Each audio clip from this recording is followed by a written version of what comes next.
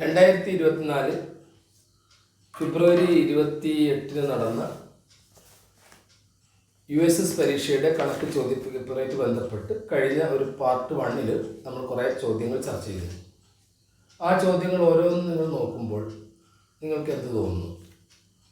നമ്മുടെ 5, 6, 7 ക്ലാസ്സുകളിലെ ടെക്സ്റ്റ് ബുക്കിൽ പെടാത്ത ഏത് ചോദ്യമാണ് അതിൽ വന്നിരിക്കുന്നത്? അപ്പോൾ കണ്ടൻറ്റ് ബേസ് ആയിട്ടുള്ള കാര്യങ്ങൾ പഠിച്ച ഒരു കുട്ടിയെ സംബന്ധിച്ചിടത്തോളം ആ ചോദ്യങ്ങളൊക്കെ എളുപ്പത്തിൽ ചെയ്യേണ്ടതാണ്. ഒരു 12-13 മാർക്ക് ലഭിക്കാൻ ആ ചോദ്യ പേപ്പർ ധാരാളമാണ്. കണക്കിൽ 20 മാർക്കിൽ 12-13 ആവറേജായ കുട്ടികൾ കിട്ടേണ്ടതാണ്. അതേ സമയത്ത് കുറച്ചുകൂടി നന്നായിട്ട് 19 മാർക്ക് വരെ കിട്ടാവുന്ന ചോദ്യങ്ങൾ അത് കൃത്യമായിട്ട് ചെയ്ത് കഴിഞ്ഞ് കിട്ടുന്നതാണ് നിങ്ങൾക്ക്. അപ്പോൾ ഒരുപക്ഷെ നമുക്ക് കഴിഞ്ഞ മോഡൽ എക്സാമിൽ പല സംഘടനയും മോഡൽ പരീക്ഷയിൽ വന്ന ചോദ്യത്തേക്കാൾ എളുപ്പമായിട്ടാണ് ഞങ്ങൾക്കിത് മനസ്സിലാക്കാൻ കഴിയുന്നത്. അപ്പോൾ നിങ്ങൾ ഇനിയിപ്പോൾ അടുത്ത ചോദ്യത്തിലേക്ക് നമുക്ക് പോകാം. അടുത്ത സെറ്റ് സീഡ് 42ാമത്താണ്. സെറ്റ് ഏതായാലും നിങ്ങൾക്ക് ചോദ്യങ്ങൾ അറിയാവുന്നതുകൊണ്ട് നമുക്ക് അതിലേക്ക് പോകാം. ABCD എന്ന് ഒരു പാരലോഗ്രാം, ആ സാമാന്തരികത്തിനുള്ളിൽ ഒരു ഇക്വലേറ്റർ ട്രയാങ്കിൾ, ഒരു സമഭുജ ത്രികോണം വരച്ചിട്ടുണ്ട്. നിങ്ങൾക്ക് അറിയാലോ, സമഭുജ ത്രികോണത്തിന് എല്ലാം 60 ഡിഗ്രിയാണ്. നിങ്ങൾക്ക് അറിയാലോ, 3 കോണുകളും 60 ഡിഗ്രി, 3 വശങ്ങളും തുല്യം എന്നൊക്കെ നമ്മൾ അറിയാവുന്നതാണ്. അപ്പോൾ ഇത് 60 ആണെങ്കിൽ ഇത് എത്ര ആയിരിക്കും എന്നാണ് ചോദ്യം. അപ്പോൾ അതിൻ്റെ മുമ്പ് നമ്മൾ മനസ്സിലാക്കേണ്ട ഒരു കാര്യം, സാമാന്തരികമാണ്, അതിൻ്റെ ഓപ്പോസിറ്റ് ആംഗിൾസ് തുല്യമായിരിക്കും. ഇപ്പോൾ ഇവിടെ 100 ആണെങ്കിൽ ഇത് മൊത്തം 100 ആയിരിക്കും. അപ്പോൾ ഇത് 60 കഴിച്ച് ബാക്കി എത്ര ഉണ്ടാവും? 40 ഉണ്ടാവും. അപ്പോൾ D എന്ന ഈ കോണിൻ്റെ അളവ് 40ആണ്. 40 ഓപ്ഷൻ ഉണ്ടല്ലോ. നോക്കാം. 16:16 4/1 എത്രയാണ് എന്നാണ് ചോദ്യം. നിങ്ങളോട് ചോദിക്കുന്നത് 4/1 എത്രയാണെന്ന്, പകുതി എന്നല്ല ചോദിച്ചത്. മുമ്പൊക്കെ നമ്മൾ പകുതി എത്രയാണെന്നുള്ള രീതിയിലാണ് പഠിച്ചെങ്കിലും ഇത് 4/1 എത്രയാണെന്നുള്ളതാണ് ചോദ്യം. ഈ 16:16 4 കൊണ്ട് ഹരിക്കാൻ കഴിയില്ല. അതേസമയത്ത് 16:16 നമുക്ക് ഇവിടെയൊക്കെ 4ന്റെ പവറായിട്ട് കൊടുത്തുകൊണ്ട് നമുക്ക് എന്ത് ചെയ്യാം? 16 4/2 എന്ന് എഴുതാം. 4/2 16 എന്ന് എഴുതി കഴിഞ്ഞാൽ അത് 4/32ആണ്. ആ 4/32ന്റെ 4/1 അത് 4/31ആണ്. നമ്മുടെ ആൻസർ 4/31 എന്ന് കിട്ടും. അപ്പോൾ ഇതൊന്ന് ചിന്തിച്ചു കഴിഞ്ഞാൽ മതി. ഇപ്പം നമുക്ക് 2ന്റെ പവറായിട്ട് പകുതി ചോദിച്ചാലാണ് നമ്മൾ എപ്പോഴും ഇപ്പോൾ 2/3ന്റെ പകുതി എത്രയാണെന്ന് വെച്ചാൽ 2/2 എന്ന് പറയാം. അത് ഈ 3ൽ 1 കുറച്ചാൽ മതി. പക്ഷേ ഇവിടെ പകുതിയല്ലേ ചോദിക്കുന്നത്, 4/1 ചോദിക്കുന്നത്. അതിനനുസരിച്ചുള്ള മാറ്റം അവിടെ വന്നിട്ടുണ്ടാവും. ഇതിൽ 44ാമത്തെ ചോദ്യമായിട്ടാണ് വന്നിരിക്കുന്നത്. ഈ ചോദ്യം നിങ്ങളുടെ കയ്യിലുണ്ടല്ലോ. ഇവിടെ ചോദ്യം എന്താണ്? ഷെയ്ഡ് ചെയ്തിരിക്കുന്ന ത്രികോണങ്ങളുടെ ആ ട്രയാങ്കിൾസിൻ്റെ ഏരിയയുടെ സമ്മാണ്, പരപ്പളവുകളുടെ തുകയാണ് ഈ XYZ എന്ന് പറയുന്നു. ഇതിൻ്റെ പരപ്പളവുകളുടെ തുകയാണ് എന്ന് പറയുന്നു. അപ്പോൾ അങ്ങനെയാണെങ്കിൽ ചതുരത്തിൻ്റെ പരപ്പളവ്, ഈ ഒരു ചതുരത്തിൻ്റെ പരപ്പളവ് 100 ചതുരശ്ര സെൻറ്റിമീറ്റർ ആയാൽ PQX, അതായത് PQX എത്രയാണ്? അതൊരു വളരെ സിമ്പിളായ ചോദ്യമാണ്. കാരണം PQX എന്ന വലിയ ത്രികോണം, PQX എന്ന ഈ വലിയ ത്രികോണം ചതുരത്തിനെ പല കഷ്ണങ്ങളായിട്ട് മുറിച്ച് വെച്ചതാണ്. ഈ ചതുരത്തിനെ പല കഷ്ണങ്ങളായിട്ട് മുറിച്ച് വെച്ചാൽ കറക്റ്റായിട്ട് ചോദ്യത്തിന് നമുക്ക് മനസ്സിലാവും. ഇങ്ങനെ പല പീസായിട്ട് മുറിച്ച് വെച്ചതാണ്. അപ്പോൾ തന്നെ ചതുരത്തിൻ്റെ പരപ്പളവ് എത്രയാണ് അത് തന്നെയാണ് ഈ ത്രികോണത്തിൻ്റെ പരപ്പളവായിട്ട് വരിക. ഈ ചതുരത്തിൻ്റെ പരപ്പളവ് എത്രയാണ് അത് തന്നെയായിട്ട് വരിക. അപ്പോൾ ഇവിടെ നമുക്ക് ആൻസർ വരുന്നത് 100 തന്നെയാണ്, 100 തന്നെയാണ്. അപ്പോൾ അത് നിങ്ങൾക്ക് ആൻസർ കിട്ടിയിട്ടുണ്ടാകും എന്നാണ് ഞാൻ കരുതുന്നത്. ഇതിൽ വ്യക്തമാകാൻ വേണ്ടിയിട്ട് ഇതിലെ ഈ ചതുരത്തെ തന്നെ നമുക്ക് എന്ത് ചെയ്യാം? അതിങ്ങനെ പാർട്ടാക്കി മുറിക്കാം. ഇപ്പോൾ ഇവിടെ ഇങ്ങനെ കൊടുത്തിട്ട് ഇത് 2 തുല്യം, ഇവിടെ ഇങ്ങനെ കൊടുത്തിട്ട് ഇത് 2 തുല്യം, ഇവിടെ മിഡിൽ നമ്മൾ കൊടുത്തിട്ട് ഇത് 2 തുല്യം. നേരെ തിരിച്ച് ചോക്ക് നമ്മളോട് ചോദിച്ചത് ഈ ത്രികോണത്തിൻ്റെ കാര്യമാണ്. അങ്ങനെയാകുമ്പോൾ നമുക്ക് എന്ത് ചെയ്യാം? ഈ ത്രികോണത്തിൽ ഇതിന് സമാനമായ കാര്യങ്ങൾ തന്നെയല്ലേ. ഇവിടെ നമ്മൾ ആദ്യം ചതുരത്തിൻ്റെ നിർണ്ണയിക്കും 1, 2, 3, 4, 5, 6. ഇവിടെ നിർണ്ണയിക്കും 1, 2, 3, 4, 5, 6. അപ്പോൾ അതിന് അതേ രീതിയിൽ ചതുരത്തിൻ്റെ പീസിനെ കട്ട് ചെയ്ത് വെച്ച പോലെ ഈ ത്രികോണത്തിലെ കാണാൻ നിങ്ങൾക്ക്. അതുകൊണ്ട് അവിടെ സെയിം തന്നെയായിരിക്കും, 100 cm² തന്നെയായിരിക്കും അതിൻ്റെ ഏരിയ എന്ന് നമുക്ക് മനസ്സിലാക്കാം. രണ്ട് പാത്രങ്ങളുടെ ഉള്ളളവുകൾ 2:3 എന്ന അംശബന്ധത്തിലാണ്. ചെറിയ പാത്രത്തിൽ 1.5 ലിറ്റർ വെള്ളം കൊള്ളും, വലിയ പാത്രത്തിൽ എത്ര ലിറ്റർ വെള്ളം കൊള്ളും എന്നാണ്. അപ്പോൾ 2:3 എന്ന അംശബന്ധത്തിലാണ് രണ്ട് പാത്രത്തിൻ്റെ ഉള്ളളവ്. 2:3 എന്ന് പറഞ്ഞാൽ നമുക്ക് ചെറിയ പാത്രത്തിൽ 1.5 ലിറ്റർ വെള്ളം കൊള്ളും എന്നാണ് പറഞ്ഞിരിക്കുന്നത്. വലിയ പാത്രത്തിൽ നമുക്ക് അതിൽ എക്സിന് കൊടുക്കും. അപ്പോൾ ഇങ്ങനെ ചെയ്തിട്ട് നമുക്ക് എക്സ് കണ്ടുപിടിക്കാം. 2 × x സമം 3 × 1.5. 1.5 1 2 2 1 3/2 എഴുതാം. അപ്പോൾ 2 × x സമം 3 × 3 9 9/2 എഴുതാം. x സമം 9/2 വെച്ചിട്ട് ഡിവൈഡഡ് ബൈ 2 എഴുതാം. സമം x സമം 9/2 ഇൻറ്റു ഈ 2ൻ്റെ ഉൽക്രമം 1/2 ആണ്. അപ്പോൾ ഉൽക്രമം കൊണ്ട് റെസിപ്രോക്കൽ കൊണ്ട് കുറിച്ചാൽ മതി. അപ്പോൾ നമുക്ക് 1 9 9 2 2 4 എന്ന് കിട്ടുന്നു. 9/4 അതിൻ്റെ ഉത്തരം ഇവിടെ ഉണ്ടല്ലോ, 2.25. 9/4 ആണ് 2.25. 2 1/4 2 8 9/4 നമ്മുടെ ഉത്തരം ഇതാണ്. ഇനി 2:3 എന്ന് എഴുതിയിട്ട് 1.5 x ആണല്ലോ നമ്മൾ ഉദ്ദേശിച്ചത്. എക്സിൻ്റെ വിലയാണ് കണ്ടുപിടിക്കുന്നത്. അപ്പോൾ നമുക്ക് ഈ 1.5 നമുക്ക് 3/4 അതായത് മുക്കാൽ 3/4 + 3/4 എന്ന് എഴുതാൻ പറ്റും. 1.5 നമുക്ക് 3/4 2 3/4 2ആയിട്ട് ഇവിടെ മാറിയിരിക്കുന്നത്. 2 3/4 ഇവിടെ 2 എങ്കിൽ 3 3/4 2.25 എന്ന് നമുക്ക് നേരിട്ടെടുക്കാം.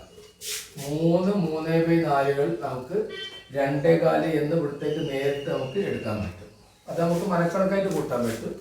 അല്ലാത്തവർക്ക് നേരത്തെ പറഞ്ഞ രീതിയിൽ എക്സിൻ്റെ വില കണ്ടുപിടിക്കാനും പറ്റും.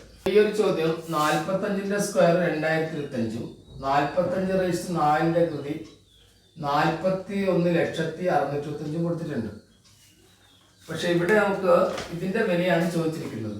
4100.625 2.025. നമുക്ക് ഇതിനെ ദശാംശം എന്ന് ഒഴിവാക്കാൻ വേണ്ടിയിട്ട് നമുക്ക് 1000 കൊണ്ട് ഗുണിക്കാം. കാരണം ഇവിടെ 0.8 3 സ്ഥാനമുണ്ട്. അപ്പോൾ ഇവിടെ 1000 കൊണ്ട് ഗുണിച്ചു. അതിനുശേഷം നമുക്ക് വീണ്ടും ഇതിനെ 41,625/2025 എന്ന് എഴുതാം. അപ്പോൾ ഇത്രയും നിങ്ങൾക്ക് മനസ്സിലായിട്ടുണ്ടാവും. അപ്പോൾ 41,625,000 നമുക്ക് എന്ത് ചെയ്യാം, 45/2 എന്ന് എഴുതാം. ബൈ, കാരണം അതിൻ്റെ റൂട്ടാണിത്. 41,625,000 റൂട്ടാണ് നമ്മൾ 45/2 എന്ന് എഴുതുന്നത്. അപ്പോൾ 41,625,000 റൂട്ട് 45 സ്ക്വയർ എഴുതി 2025 റൂട്ട് നമുക്ക് 45 എന്നും എഴുതി. അപ്പോൾ 45 സ്ക്വയർ ബൈ 45 എന്ന് പറഞ്ഞാൽ 45 തന്നെ ആണ്. അപ്പോൾ നമ്മുടെ ആൻസർ 45. അതുമായിട്ട് ബന്ധപ്പെട്ട ഒരു ചോദ്യം, ഒന്നുകളുടെ സ്ഥാനത്ത് 3 വരുന്ന രണ്ടക്ക സംഖ്യകളുടെ ബീജഗണിത രൂപം. അപ്പോൾ നമുക്ക് രണ്ടക്ക സംഖ്യ കിട്ടേണ്ടത്. അപ്പോൾ 1ൻ്റെ സ്ഥാനത്ത് 3 വരികയുമാണ്. അതായത് 1's പ്ലേസിൽ 3 വരണം. നമ്മുടെ ഇവിടെ 0 എന്ന് കൊടുത്താൽ എന്താ സംഭവിക്കുക, 10 × 0 എന്ന് വരും. 10 × 0 എന്ന് പറയുന്നത് നിങ്ങൾക്ക് അറിയാം 0 തന്നെയാണ്. അപ്പോൾ 0 + 3 എന്ന് പറയുമ്പോൾ ഒരക്കം മാത്രമേ ഉണ്ടാവും, രണ്ടക്കം ഉണ്ടാവില്ല.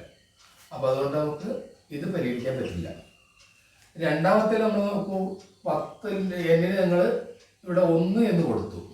അപ്പോൾ 10 തന്നെയാണ്. 10 + 3 13. അപ്പോൾ അതിൽ രണ്ടക്ക സംഖ്യയാണ് 13. ആ 13ൽ നമുക്ക് 3 വരുന്നുണ്ട്.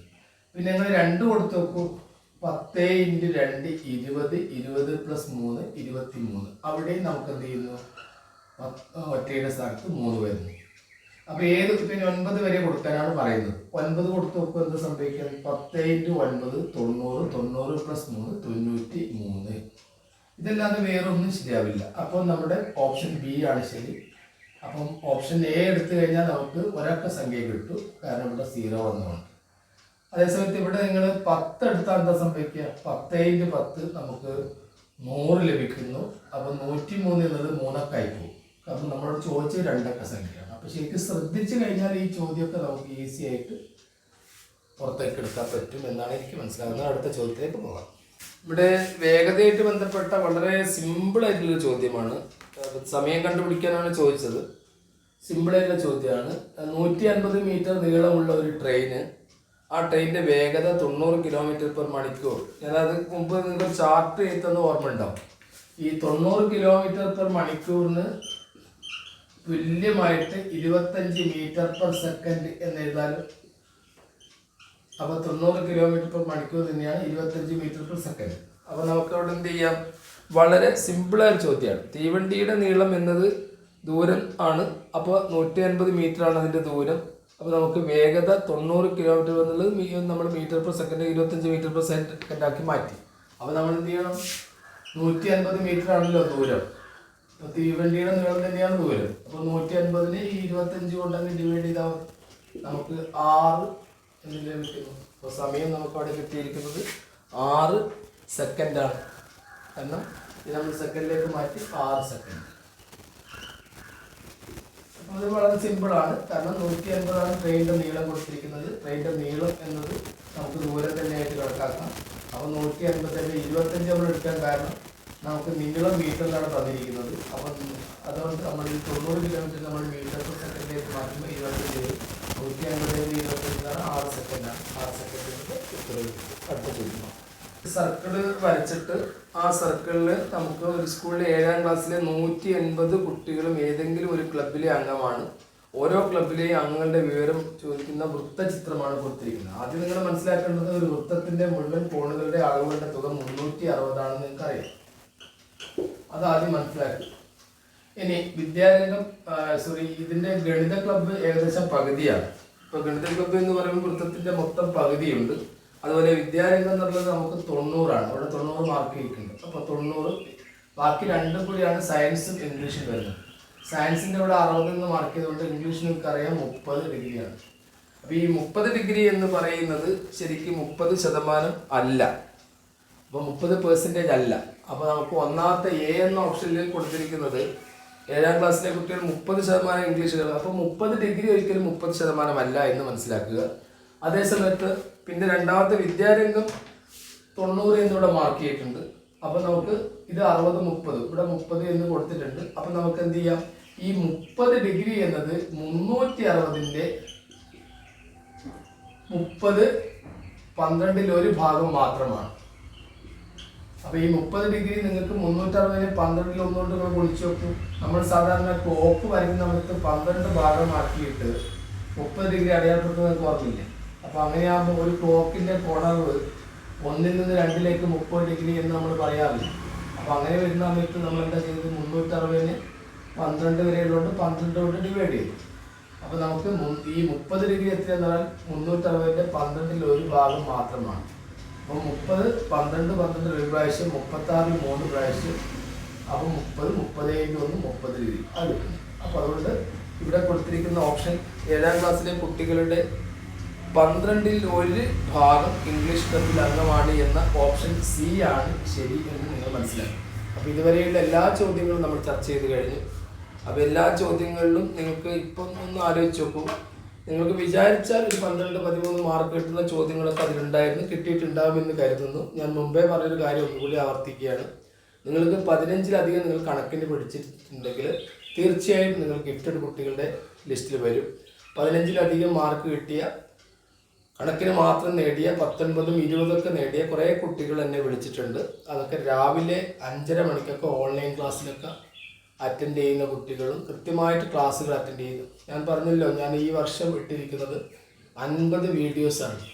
നിങ്ങൾ ഈ ചോദ്യത്തിന് സമാനമായ ഇതിലും കടുപ്പം കൂടിയ ചോദ്യങ്ങളാണ് നമ്മൾ കഴിഞ്ഞ അവസാന നിമിഷങ്ങളിൽ, അതായത് പരീക്ഷയുടെ തലേ ദിവസം അതിൻ്റെ മുമ്പത്തെ ദിവസമൊക്കെ നമ്മൾ യൂട്യൂബ് ലൈവായിട്ടും അതുപോലെ ഓൺലൈൻ ക്ലാസ്സിലൂടെയൊക്കെ ചർച്ച ചെയ്തു. അപ്പോൾ ഇതിലും കടുപ്പം കൂടിയ ചോദ്യങ്ങളുണ്ട്. ട്രെയിനിൻ്റെ ചോദ്യങ്ങളൊക്കെ അതിനേക്കാളും കടുപ്പുള്ള ചോദ്യങ്ങൾക്ക്. അപ്പോൾ അതൊക്കെ നിങ്ങൾ നേരിട്ട് പറയുകയും അറ്റൻഡ് ചെയ്യുകയും കേൾക്കുകയും ചെയ്ത കുട്ടികളാണ്. അതുകൊണ്ട് ഈ ചോദ്യങ്ങൾ അത്ര പ്രയാസം ഉണ്ടാവില്ല എന്ന് നമുക്ക് മനസ്സിലാക്കാം. ഏതായാലും എല്ലാവരും നന്നായിട്ട് എഴുതിയിട്ടുണ്ട്. ഇനി നിങ്ങൾ ചെയ്യേണ്ട അടുത്ത കാര്യം, ഈ വെക്കേഷൻ സമയമാണ് വരുന്നത്. ഇതിൽ മിക്ക കുട്ടികളും അടുത്ത പ്രാവശ്യം 8ാം ക്ലാസ്സിലേക്കുള്ള NMSC പരീക്ഷ എഴുതുന്ന കുട്ടികളാണ്. NMMSC പരീക്ഷയുടെ പ്രത്യേകത 20 മാർക്ക് സാറ്റിലെ ചോദ്യമാണ്. സാറ്റ് ഇതിലെ കഴിഞ്ഞാൽ നിങ്ങൾ മോഡൽ കണ്ടില്ലേ, NMMSCയുടെ ചോദ്യങ്ങൾ എടുത്തിട്ട് ഇതിലേക്ക് ഇട്ടിട്ടുണ്ട്. ഇതിലെ ചോദ്യങ്ങൾ എടുത്തിട്ട് അങ്ങോട്ട് ഇടും. അപ്പോൾ 20 ചോദ്യങ്ങൾ ബേസിക് മാത്തമാറ്റിക്സ് ആണ്. അപ്പോൾ അതിൽ നിങ്ങൾക്ക് ഫോളോ ചെയ്യണമെങ്കിൽ ഈ ക്വസ്റ്റ്യൻ പേപ്പർ നിങ്ങൾ സൂക്ഷിച്ച് വെക്കുക, മോഡൽ ക്വസ്റ്റ്യൻസ് സൂക്ഷിച്ച് വെക്കുക. ഈ വെക്കേഷൻ സമയത്ത് നന്നായിട്ട് നിങ്ങൾ പ്രാക്ടീസ് ചെയ്യുക. നിങ്ങൾ ഈ അടുത്ത 2 ആഴ്ചയിനുള്ളിൽ തന്നെ NMMSCയുടെ പുതിയൊരു ബാച്ച് മുൻകൂട്ടി ക്ലാസ് എടുക്കുക. പിന്നെ അവസാന നിമിഷത്തേക്ക് ഏത് പഠനം അവസാന നിമിഷത്തേക്ക് വെക്കരുത്. കാരണം പ്രത്യേകിച്ച് കണക്ക് അത് ചെയ്ത് തന്നെ പഠിക്കണം, ദിവസവും പ്രാക്ടീസ് ചെയ്യണം. ഇപ്പോൾ രാവിലെ ഉണർന്ന് ക്ലാസ്സിലെല്ലാം അറ്റൻഡ് ചെയ്ത കുട്ടികളോട് പറയുന്നു, അത് നിങ്ങളൊരു ശീലമാക്കണം. കാരണം നിങ്ങളുടെ ഈ ചോദ്യ പേപ്പറൊക്കെ എടുത്തിട്ട് കൃത്യമായിട്ട് ശീലമാക്കണം. ഇല്ലെങ്കിൽ ക്ലാസ് റൂമിലൊക്കെ അല്ലെങ്കിൽ പരീക്ഷാ ഹാളിൽ നിന്ന് ക്വസ്റ്റ്യൻ പേപ്പർ കിട്ടുന്ന സമയത്ത് ആദ്യം ഒന്ന് നമ്മൾ പതറിപ്പോവും. കാരണം ഈ ചോദ്യങ്ങൾ പുതിയതായിട്ട് നമുക്കൊന്ന് തോന്നാം. അതേസമയത്ത് ചോദ്യങ്ങൾ ചെയ്ത് തന്നെ പ്രാക്ടീസ് കഴിഞ്ഞാൽ കണക്കിന് അങ്ങനെയാണ്, ചെയ്ത കണക്ക് തന്നെ ചെയ്ത് പഠിക്കേണ്ടി വരും. അങ്ങനെ പഠിച്ചു കഴിഞ്ഞാൽ ചോദ്യങ്ങളൊക്കെ എളുപ്പമാകുമെന്ന്. അപ്പോൾ എല്ലാവർക്കും, എല്ലാ കുട്ടികളും ഗിഫ്റ്റഡ് കുട്ടികളുടെ ലിസ്റ്റിൽ വരട്ടെ എന്ന് ആത്മാർത്ഥമായിട്ട് പ്രാർത്ഥിക്കുന്നു. All the best.